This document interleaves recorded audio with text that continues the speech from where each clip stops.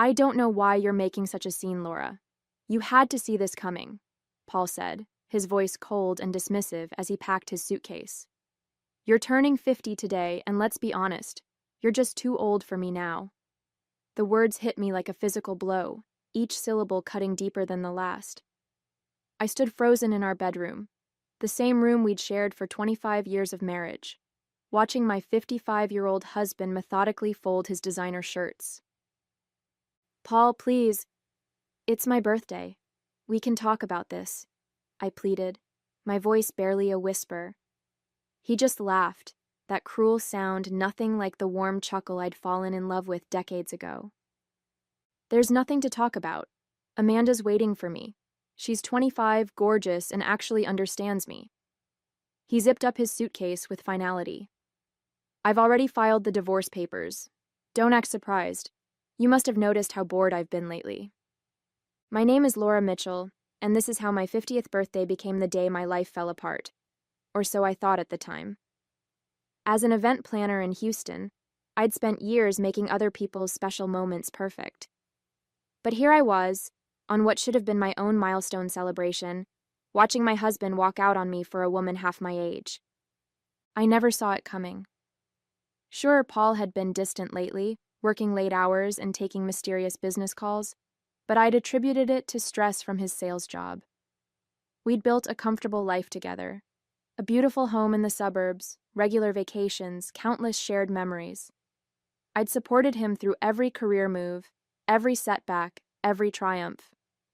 I'd put my own dreams on hold more times than I could count, believing we were partners in building our future. The signs had been there, I realized now. The new clothes, the gym membership he suddenly couldn't live without, the constant comments about keeping ourselves young. All while I was busy planning our anniversary trip to Europe, a surprise I'd been saving for over a year to afford. The irony wasn't lost on me that I'd spent the previous evening finalizing those reservations, completely unaware that my husband was planning a very different kind of trip. Don't bother calling or texting, Paul said, straightening his collar in the mirror one last time. I'll have my lawyer contact you about dividing assets. With that, he walked out of our bedroom, designer luggage in hand, not a trace of remorse on his face. The man I'd loved, the man who'd promised to grow old with me, had just discarded 25 years of marriage like yesterday's newspaper. And he'd chosen my 50th birthday to do it. The first few weeks after Paul left were a blur of tears and sleepless nights. I wandered through our house, now painfully quiet, feeling like a ghost in my own life. Every corner held memories. The kitchen, where we'd hosted countless dinner parties. The living room, where we'd spent lazy Sunday mornings. The garden we'd planned and planted together. I barely ate, lost 15 pounds, and could hardly focus at work. My best friend Sarah practically moved in with me during those first days. She'd lost her own husband to cancer 2 years earlier, so she understood grief intimately. But at least Michael didn't choose to leave, she'd say, her voice tight with anger at Paul. She was right. There was a special kind of pain in being discarded, in knowing I hadn't been enough. The divorce proceedings were brutal.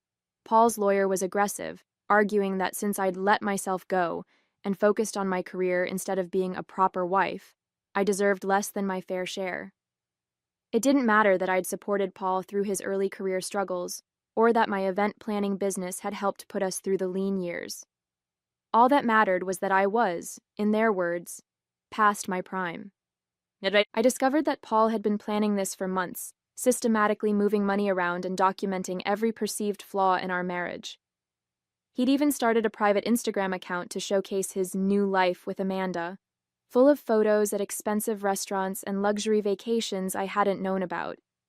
Each new revelation felt like another betrayal, another crack in the foundation of what I'd thought was a solid marriage.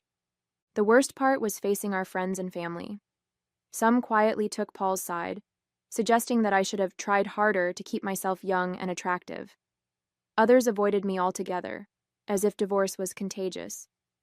My own sister Jennifer had the audacity to ask if I'd considered Botox, just to freshen up a bit.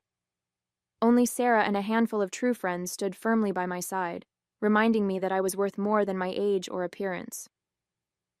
The breaking point came one rainy afternoon when I was sorting through old photos, trying to decide which ones to keep.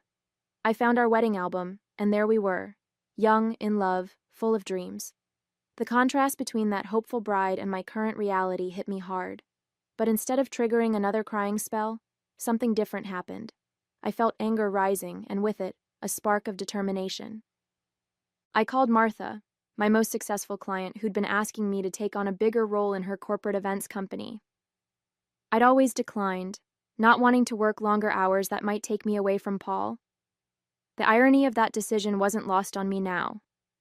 "Martha, remember that position we discussed? Is it still available?" I asked, my voice stronger than it had been in weeks. "Laura, yes, absolutely. But it would mean managing our West Coast expansion. You'd need to travel frequently, rebuild our client base there from scratch. Are you sure you're ready for that?" I looked around at my empty house, at the life I'd built around a man who'd thrown it all away. "I'm not just ready, Martha. I need this." That evening, as I sat at my kitchen table making plans, my phone buzzed with a text from Paul. He'd sent a photo of himself with Amanda at some rooftop bar, both of them laughing into the camera. The caption read, "Living my best life. Hope you're doing okay, Laura." The old Laura would have crumbled, spent another night crying into her pillow. But something had shifted inside me. I deleted the message without responding and pulled out my laptop. If Paul thought he could just discard me and watch me wither away, he was about to be very surprised.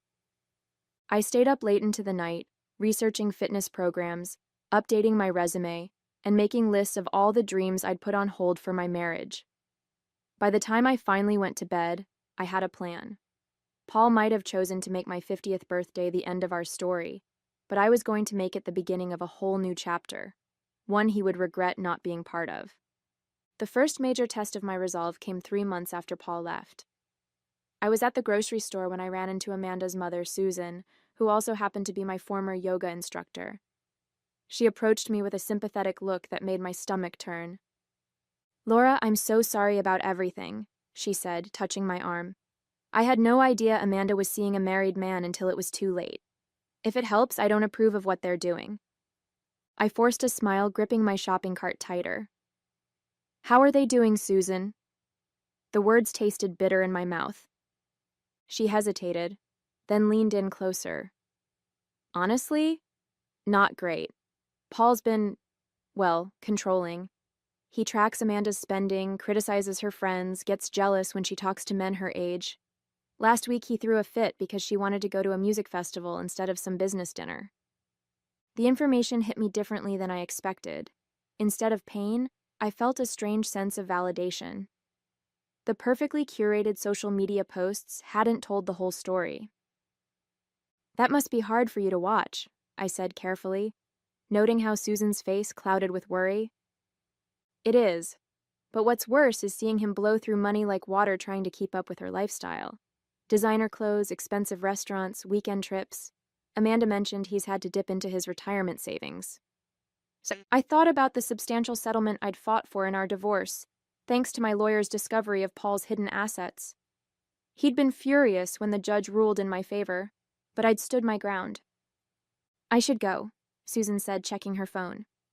"But Laura, you look amazing. Whatever you're doing, it's working." She was right. The stress weight had melted away, replaced by muscle from my new fitness routine. My skin glowed from proper rest and self-care, and my wardrobe had evolved from comfortable wife to confident businesswoman.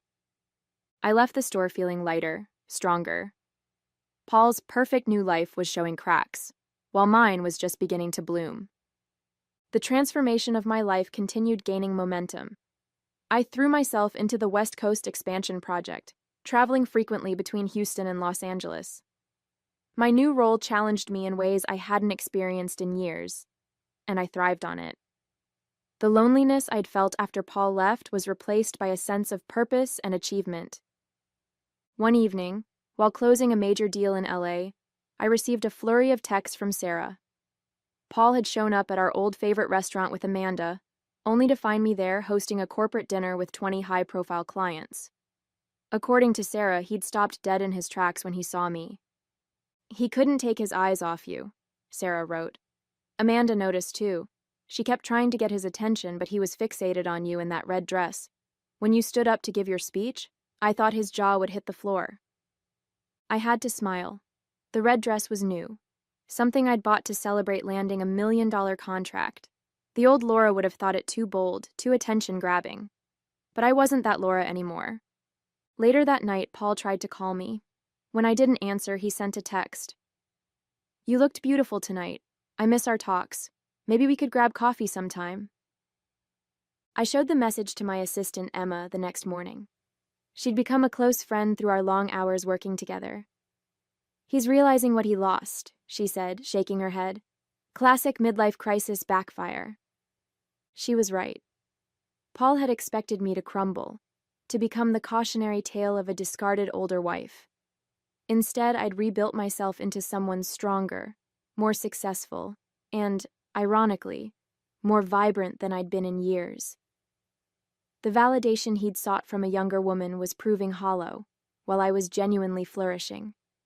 The culmination of my transformation came at an industry gala 6 months after that restaurant encounter. I was receiving an award for innovation in event planning, and the ceremony was being held at Houston's most prestigious hotel. I'd invited Sarah as my +1, knowing Paul would be there. His company always sponsored these events. I stepped onto the stage in a midnight blue gown that had cost a month's salary but was worth every penny. As I accepted the award and began my speech, I caught sight of Paul in the audience. He was alone. "Success isn't just about business achievements," I said into the microphone, my voice steady. "It's about finding yourself when life takes unexpected turns. Sometimes what feels like an ending is actually a beginning." The applause was thunderous. After the ceremony, Paul approached me at the bar. He looked older somehow, tired around the eyes. "Amanda left," he said without preamble. "Moved in with someone her age last week. I've been doing a lot of thinking, Laura. I made a terrible mistake." I took a slow sip of my champagne, letting the moment stretch. "That must be difficult for you," I finally replied, my voice neutral. "I miss you," he said, his voice cracking. "I miss our life together. Everything with Amanda was just empty. A fantasy that fell apart. Do you think maybe we could—" "No," I interrupted quietly but firmly. "We can't. You didn't just leave me, Paul. You tried to humiliate me. You chose my 50th birthday to tell me I was too old for you. But look around. I've never been better, and I did it without you." I picked up my award and my clutch. "I wish you well, Paul. I really do. But my life is just beginning, and you're not part of it anymore." The year following my confrontation with Paul brought changes I never could have imagined. My West Coast expansion project exceeded all expectations, leading to Martha offering me a full partnership in the company.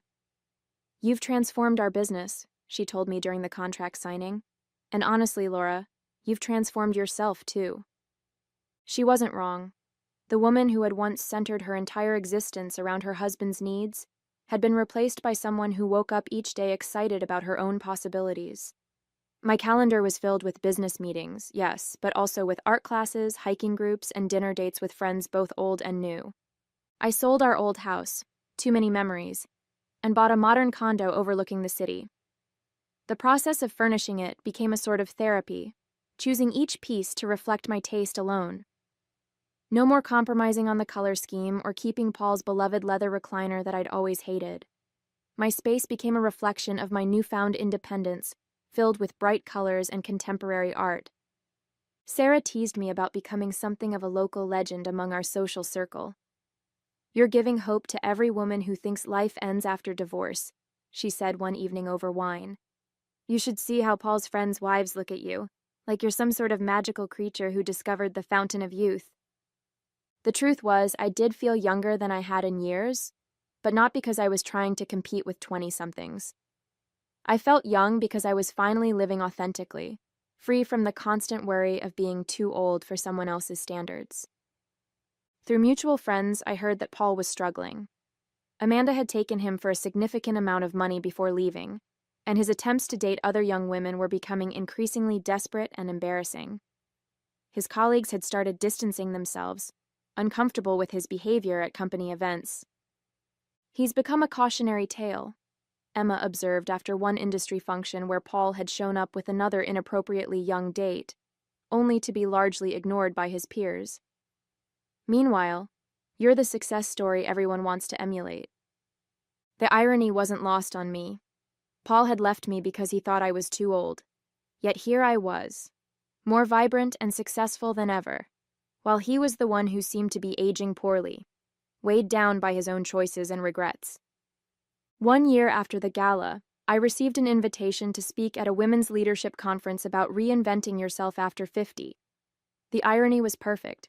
I'd be giving the keynote speech on what would have been my wedding anniversary with Paul. Standing at the podium, looking out at hundreds of women, I shared my story without shame or bitterness. "Sometimes life's cruelest moments become our greatest catalysts," I told them. 1 year ago, I was labeled too old by someone who was supposed to love me forever. Today, I run a multi-million-dollar business, travel the world, and feel more alive than ever. The response was overwhelming. Women lined up afterwards to share their own stories, many crying as they thanked me for giving them courage. Some had faced similar rejections, others were stuck in unhappy marriages, afraid of starting over. I realized my story had become something bigger than just personal vindication. I established a mentorship program for women over 50 who wanted to restart their careers or begin new ventures. The network grew quickly, and soon we were hosting monthly meetings, workshops, and even retreats. Watching these women rediscover their worth and potential became as fulfilling as my business success. Paul reached out one last time during this period. He'd heard about my speaking engagement through business circles and sent a long email. He wrote about his regrets, his loneliness, how he'd ruined the best thing in his life because of his own insecurities. He was seeing a therapist now, he said, working through his issues with aging and validation seeking. I read the email twice, then archived it without responding. There was a time when his words would have shaken my world, but that time had passed. His approval or regret no longer held any power over my happiness. At my most recent event, a participant asked me if I'd ever consider dating again. "I'm open to it," I replied honestly. "But I'm no longer looking for someone to complete me. My life is already full and beautiful. If love comes along, it will have to add to that, not define it." Looking back at my journey, I'm amazed by how completely my life has transformed. The woman who crumbled on her 50th birthday, devastated by her husband's cruel departure, hardly resembles who I am today.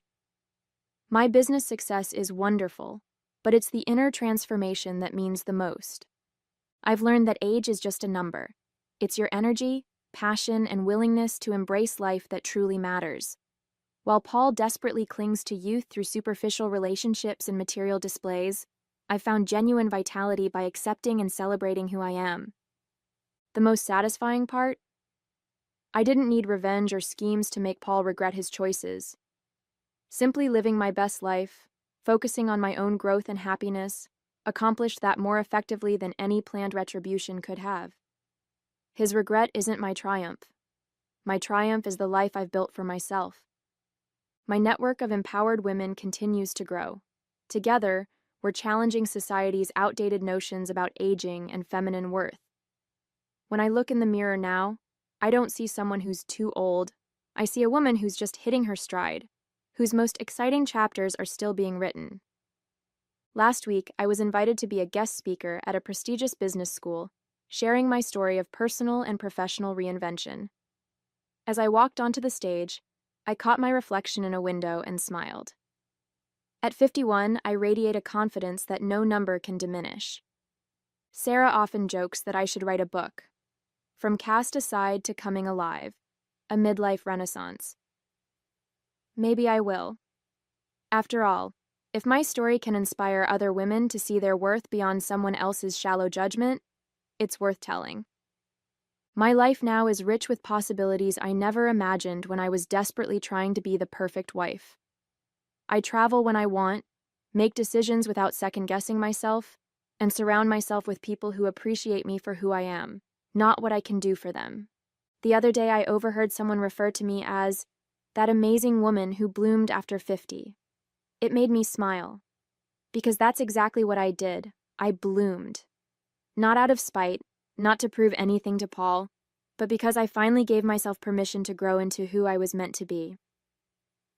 Age isn't an expiration date, it's an invitation to begin again, wiser and stronger than before.